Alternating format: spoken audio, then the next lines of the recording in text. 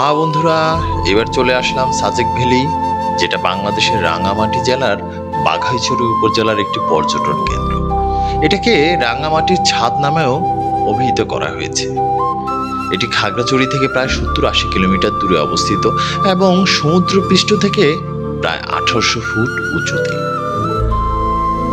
সাজেক আসলেন আর এখানে অবস্থান করবেন না এমনটা হয় না। মেঘ, পাহাড় এবং সবুজের মিতালি এখানকার প্রধান আকর্ষণ। আমরা ছিলাম একদিন। রাতের বেলা সাজেকের দৃশ্যটাই আলাদা, কিন্তু ভোরের দৃশ্য অপূর্ব। আমরা ভোরের সেই মেঘের রাজ্য দেখার জন্য কাকডাকা ভোরেই উঠে হাজির হয়েছিলাম এখানে। সূর্য তখনও ওঠেনি। শীতের বেলা মেঘের মাঝখান দিয়ে পাহাড়গুলো এমনভাবে মাথা জারা দিয়েছে, মনে হচ্ছে যে মেঘের বুক চিরে পাহাড় ভেসে উঠেছে তার অস্তিত্ব জানান দিতে।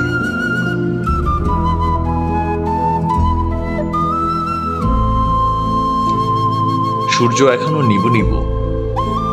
শুনেছি বর্ষার শুরু থেকে শীতের শুরু পর্যন্ত, অর্থাৎ মে থেকে নভেম্বর মাস পর্যন্ত এই সময়টাতে মেঘের আনাগোনা থাকে প্রচুর এখানে।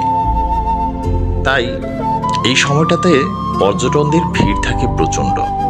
সাজেক ভ্রমণের জন্য চমৎকার একটি বাহন হচ্ছে চাঁদের গাড়ি। হ্যাঁ বন্ধুরা, সাজেক যাওয়ার জন্য খাগড়াছড়ি থেকে সিএনজি, চাঁদের গাড়ি অথবা স্থানীয় বাসের ব্যবস্থা রয়েছে, যেখান থেকে যাতায়াত করাটা অনেকটা সহজ হয়। আবার অনেকে ভ্রমণ প্যাকেজও পাওয়া যায়।